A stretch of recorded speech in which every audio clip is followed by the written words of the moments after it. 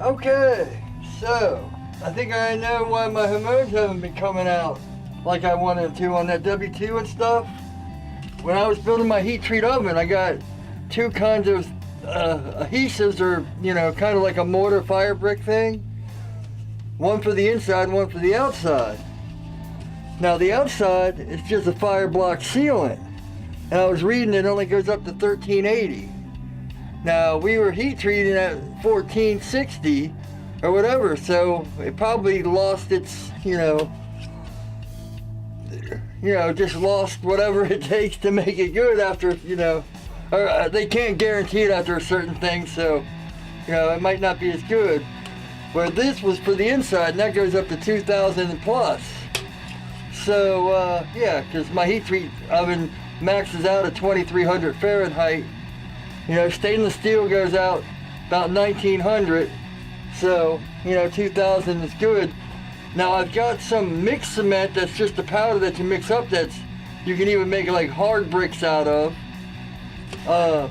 Because if you're making a heat treat oven, the hard bricks can go on the floor, but for the sides and everything, you want the soft K23 bricks. Because you can use a drill press, and they're so soft you can just set the drill press to 1/4 inch and mark out and just make the tracks and all that. But I kind of got a video, shows how I kind of made it, but that's before I could talk on videos and stuff. Now you can't get me to shut up. Anyway, I digress. So I think, what I did though is I put them both in here. I put the 1300 at the bottom and the 2000 at the top and kind of mixed them up. If my math is right, that's about 1700 Fahrenheit. I don't know if it works that way, but we'll see.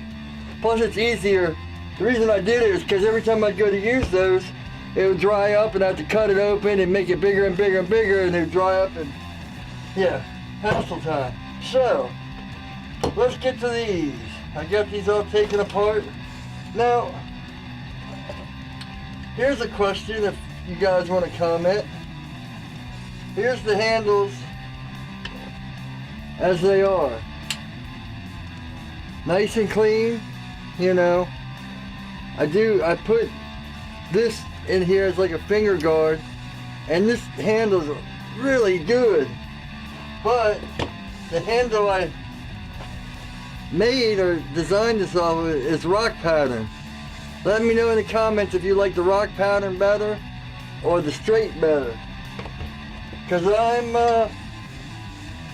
on the fence again. I like them both. They both have their good qualities. Alright, enough jibber jabbering. Let's get the polishing this thing up and see if W2 and 1095 polish about the same. This one has like the best hamon, so I kind of want to keep it for last. I might try it on this Cleaver, because it's got like faint, you can see the hamon here and here. We'll see how it does on this first. Alright, let me set up the grinder. Let me set up the buffer. Okay, so first, before we do anything, let's clean this up with some degreaser. Degrease these bad boys. Because these been sitting in penetrating oil, so now see, with these we have handles, so we can test the spot under the handle first before we go. With this, I got steel wool. Before we go messing up where we want it, gotta make sure, I'll just take some steel wool and clean it all. Alright, here's some blue paper.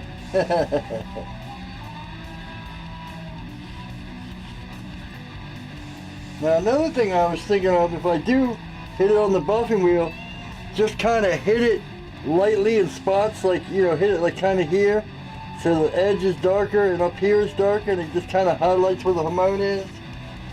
We'll have to kind of experiment to see what we want.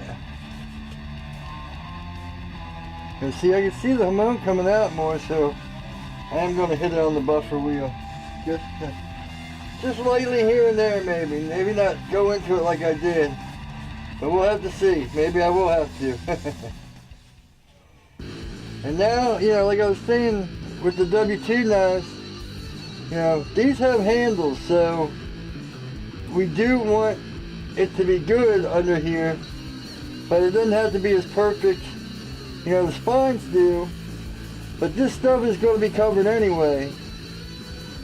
You know, me, I have to make it as best as possible because my OCD would be like, there's a scratch there. Alright, let's see what we got here.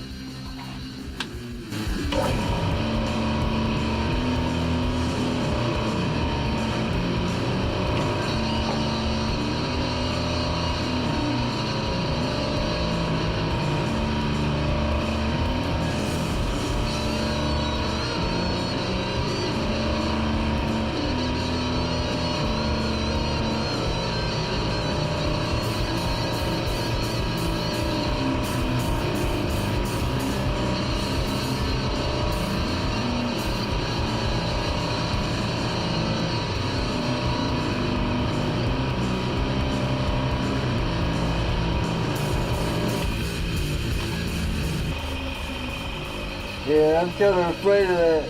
Just made it go away. But it wasn't really there to begin with, so this might be one of those stonewash knives because you can barely see it. So, let's see what we got here.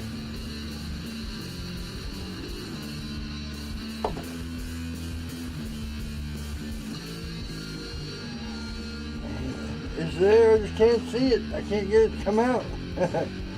Let's put it on the wheel.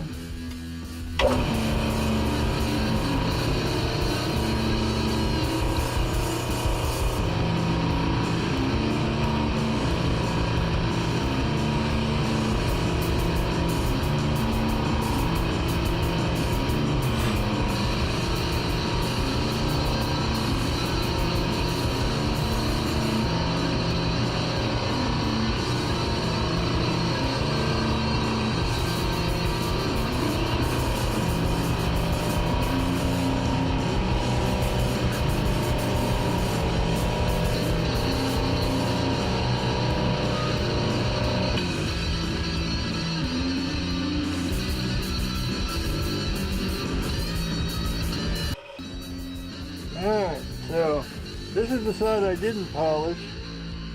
This is the side I polished. I mean, really, the only thing I noticed is it took out my grind lines that I like so much.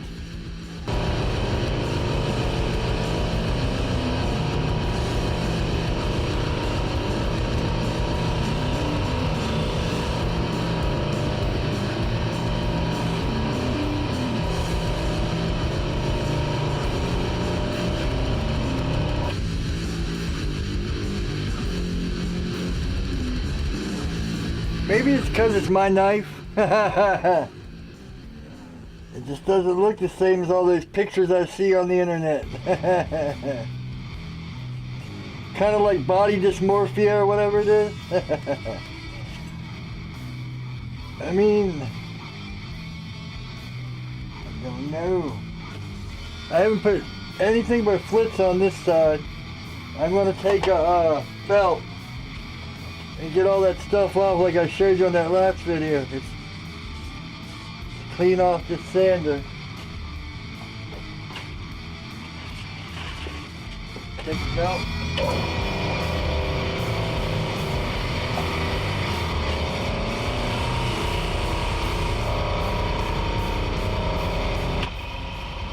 By the way, in the last video I said, I talked about Niels Vandenberg, but I didn't say that's where I learned that trick.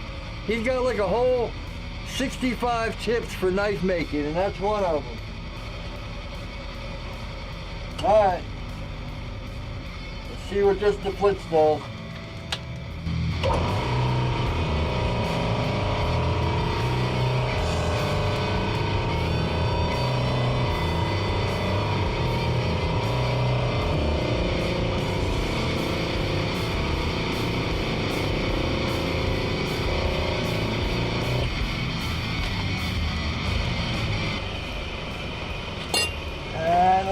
to think.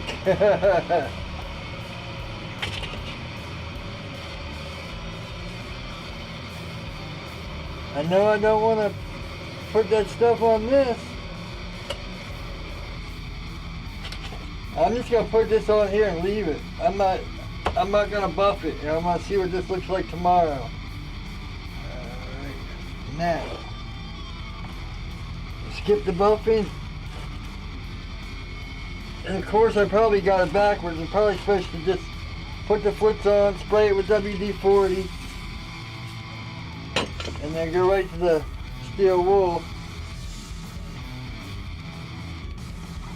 And when we come down tomorrow, we'll see what this looks like and we'll finish the handles. Maybe it'll be like the elf in the shoemaker. I'll come down tomorrow. I'll come down tomorrow morning and they'll all be sparkling and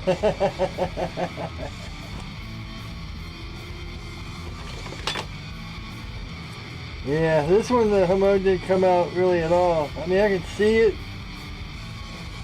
but whatever I did. So this might be going back in the ferric and then going in the stone wash. We'll see. Because these knives are taking long enough. It's time to put the handles on them, finish them up, and call them done. I don't need to go into another stupor because these knives are driving me crazy. Time to go onward and upward. Well, let's see what tomorrow brings.